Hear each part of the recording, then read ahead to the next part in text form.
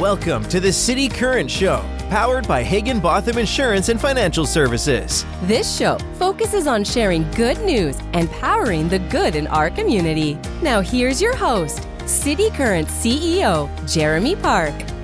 Welcome back to the City Current Show, powered by Higginbotham. I'm your host, Jeremy Park. We're always honored to bring you inspiring stories of individuals and organizations making a difference and powering the good.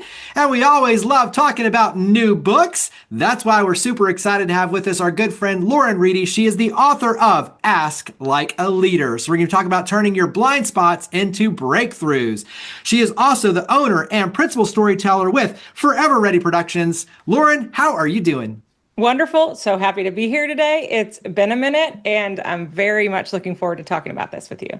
Well, we appreciate everything you do when you talk about mission-driven storytelling, working with nonprofits, organizations to highlight the good that they're doing through film and media and content creation. A lot to talk about there, but let's start with, before we even talk about the book and all that, a little bit of your background as a journalist and how you got into this business. Sure. It actually started when I was 17 years old. I did a job shadow with a meteorologist at a local TV station in Cedar Rapids, Iowa. Thought I wanted to be a meteorologist, looked into it, realized how much math was in meteorology, and got a job in the production department, working as a production assistant. So senior year of high school, ran cameras for the news at 5, 6, and 10. And while I was doing that, I was hanging out with all these journalists. I was hanging out, going to the news meetings, getting the news pitches from the reporters, watching the editors put together stories, leaning over people's shoulders, watching them write their stories. And I realized, oh, I'm a storyteller. And the reason why I was attracted to weather is because there's always a story about the weather. It's the most talked about thing in our lives. So I went into college with this idea that I was going to be a sports reporter or a news reporter. I was really leaning into sports, worked at the TV station my whole college career. And my senior year, I pivoted very last minute. I thought, I don't want to work nights, weekends, and holidays the rest of my life, because that's when we all watch sports. So I went into news and I started making a newsreel, got a job out of school right there in Dubuque, Iowa, where my alma mater is at Loras College. Worked in the bureau, which was very exciting for a 22-year-old person to be working in a bureau and essentially running the news out of that city. I worked there for 3 years. Then I went on to be an investigative reporter in Omaha, Nebraska, which is actually where I was born. Lived there for about 18 months, but my parents, when I was in college, they moved down to Memphis. And I said, Memphis is a big market. It was top 50. It was like the place for me to get to. And so I said, I want to get there. In college, I interned at WMC, and I sent the news, I sent the leaders there every year. I would send them my reel. And I'd say, hey, am I ready? Am I ready? Am I ready for Memphis yet? Am I good enough? And so when I was in Omaha, I got a call. Hey, we have an opening. We really like your reel. We'd love to bring you down. So after only 18 months in Omaha, I moved to Memphis with the plan to be here for 3 to 5 years and work at WMC, the NBC affiliate. Was really attracted to the big sports market, to the news opportunities, to the fact that Memphis is such a hub for national stories, fortunately and unfortunately, depending on the story. And obviously, here we are 12 years later. Memphis kept me. I'm here now. And that was because as I was a reporter, I started to fall in love with Memphis. And I started to see all the people on the ground doing this amazing work. And I learned that if you love Memphis, it'll love you back. And I think that just becomes deeper and deeper and truer as I do the work with Forever Ready and tell some really wonderful, impactful stories about the people on the ground. I never thought I'd leave news. But as I started to think and I started to see this community, I said, I want to tell more stories that call people to act. Not stories that scare people, not stories that create division, not stories that are just crime tape behind me. We'll tell you more on our website. I was looking for some depth. And so that's how I wound up going full time with Forever Ready.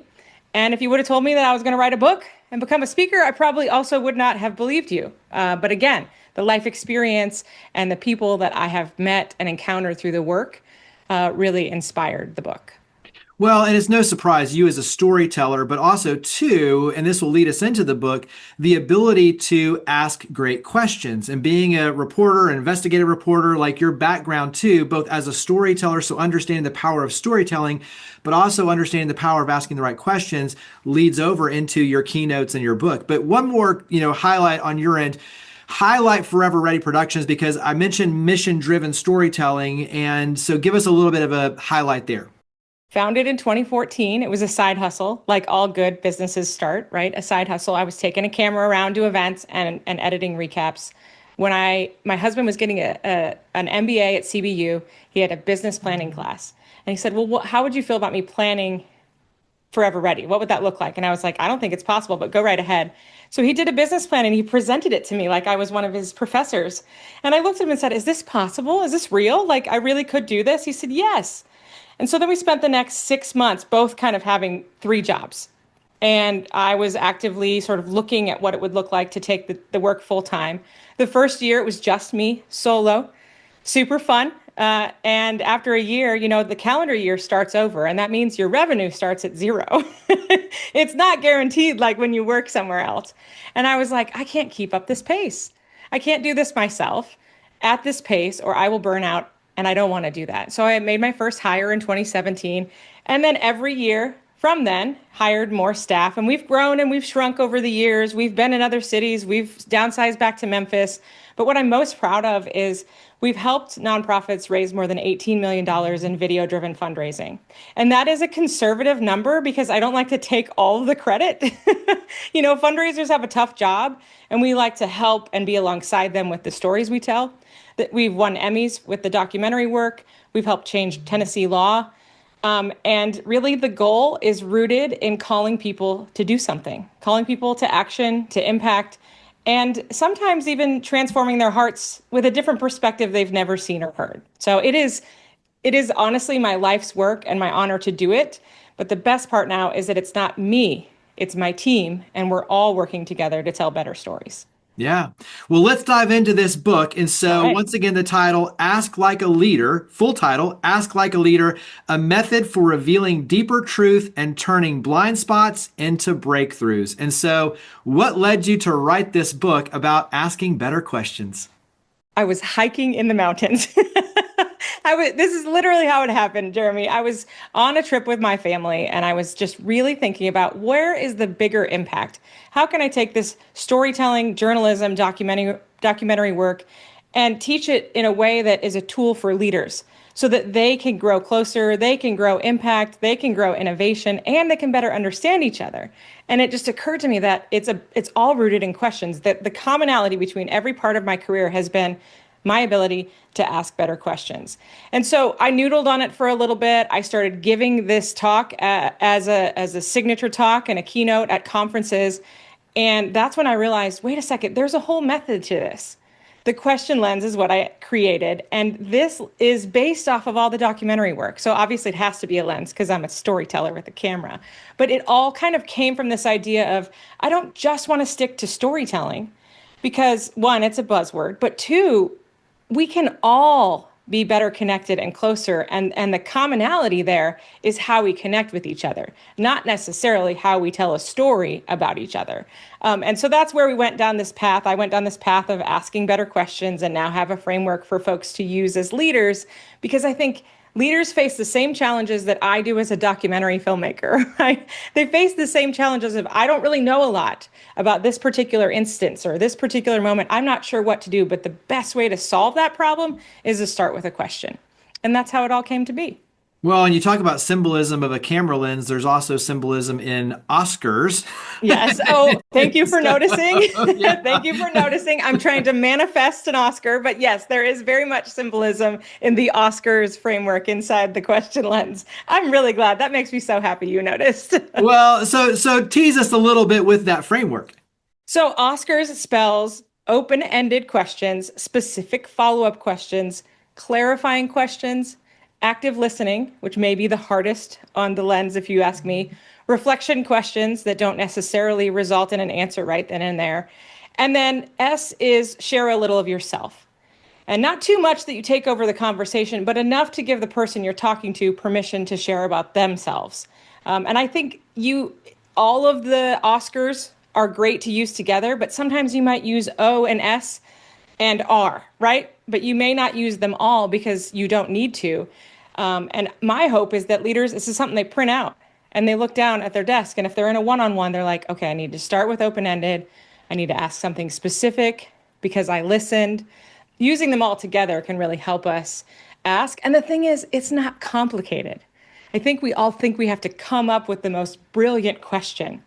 But a story I tell in the book is the question you probably ask it too, Jeremy. Is there anything else you'd like to add? And then you pause. And folks always, I would say 80-90% of the time, have something amazing to tell you. So it doesn't have to be complicated. You just have to be aware of it. And that's what I'm trying to get leaders to do, is to think about how they're asking questions instead of thinking about knowing the answer to everything. So much of it being present, the act of listening, being present in the moment, but being curious. And when you talk about leadership, connection, relationship, obviously it's a leadership book, but it's really a book for everyone. Because I think the power of asking better questions is something that leads to deeper connection and better understanding and empathy and all of that unfolds and provides.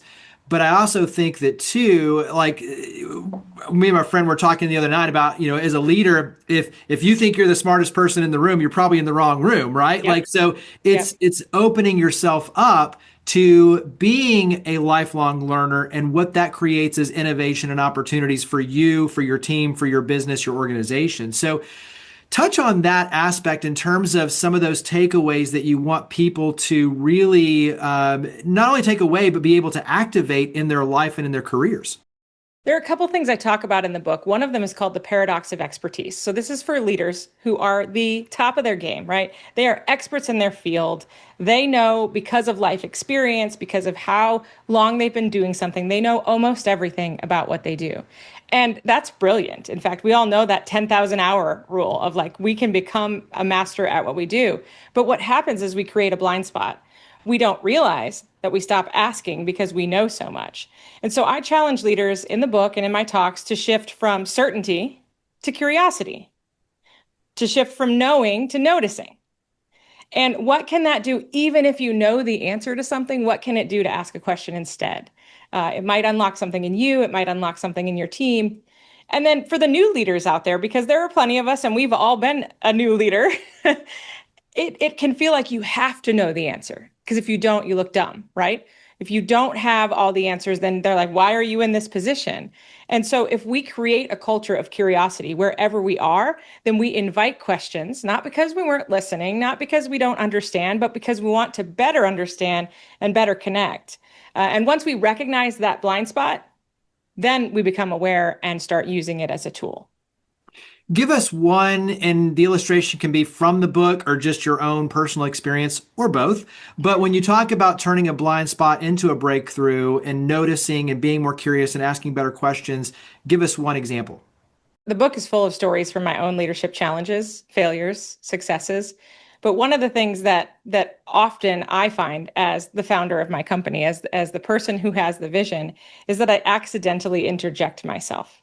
I accidentally derail the creativity that has occurred by answering the question instead of asking back. I mean, it just happened recently. One of my team members was writing a script and she said, "Can you take a look at this?" And I said, "Sure." And then I got in there and, did what I do because I was really into it. And what I realized that I did is I completely brought her down because what she had was great. I was just making it Lauren. And I think that is an example that accidentally happens. And so for me, I'm constantly asking, what is my role in this issue? What is my role in whether someone left the company? What is my role in how they're feeling being here? Because if we're not self-aware and we're not recognizing our own problems, then we can't begin to help our team grow and help our team be better. So I'm constantly asking that R in the Oscars, I'm constantly on the reflection section because even if somebody's at fault, I played a role too. And I have to think about, wait, slow down, Lauren, slow down and figure out what part of this, what did you play in this problem, or how can you help the team solve it without you? I think that's really common across across all leaders, and we just don't even realize we do it because we're passionate and we're excited, or we feel pressure, or we're stressed, or you name it. That just happened last week. So it's like I wrote the book, Jeremy, that I needed to read. Well, and I think to me, that vulnerability is also what then connects you. It can be hard to be vulnerable and say, I wrote the book, based on these issues that I'm seeing. Yeah, but how that can then be a blessing and a help for others. So I think that's a powerful piece of this equation. Talk about where we can get the book, how we can, follow you, website, social media. So talk about how we get the book and how do we carry this conversation forward. The book is on Amazon. Just search Ask Like a Leader and it will come up. You can buy it in ebook. You can buy it in paperback. I will tell you that if you buy it in paperback, you get a free audiobook. And I did that because I prefer both audio and visual. That is how I learn. I thought, well, I'm going to make this be a gift to everyone who purchases one of the paperbacks. In December or January, we'll be putting the audiobook up as well. So folks who have Audible subscriptions can easily download it, but it does come free with that. So there's one spot. The other spot is if you go to laurenreedy.com/books. I'll have all the ways that you can purchase the book, including my ebook that you can buy on the website. So that's the best place to go to get the updates and figure out where things are at, if I'm in another city, if I'm speaking, that kind of thing. And, they say you write one and you might end up writing more. That's why it's just /books, because there will probably be a follow-up to this. I am already feeling like this topic resonates and maybe figuring out ways to either go deeper or to target niche audiences, especially fundraisers. Oh my gosh, they ask every day. So that's where it'll live. That's where you can find me. And of course, I would just take the moment to say that anybody who's read it or is willing to read it as an author, and I'm sure you know this, it means so much to leave a review. If you leave a review, it tells other readers, I enjoyed this, I found this helpful, here's how, and you should get this too. So I thank them in advance, all of the listeners and viewers, for purchasing and leaving a review. I love it. Review, if you like. And then tell us too where we can go to learn more about Forever Ready Productions. ForeverReadyLLC.com. We've got a lot of our documentary work on there and ways that we can serve various nonprofits and small businesses. Well, Lauren, thank you for all you and your amazing family and team do to power the good. So thank you for coming on the show. Thanks for having me. Have a great day. Higginbotham Insurance and Financial Services is proud to power the City Current Show. We're a people-first company that protects what matters most, the families, businesses, and trailblazers that keep our community going. As one of the nation's top independent insurance firms, Higginbotham is a single-source solution for business insurance, employee benefits, HR services, and personal insurance that's customized for you. We're here to serve you, the people you care about, and your community. Call 866-377-1959 or visit higginbotham.com.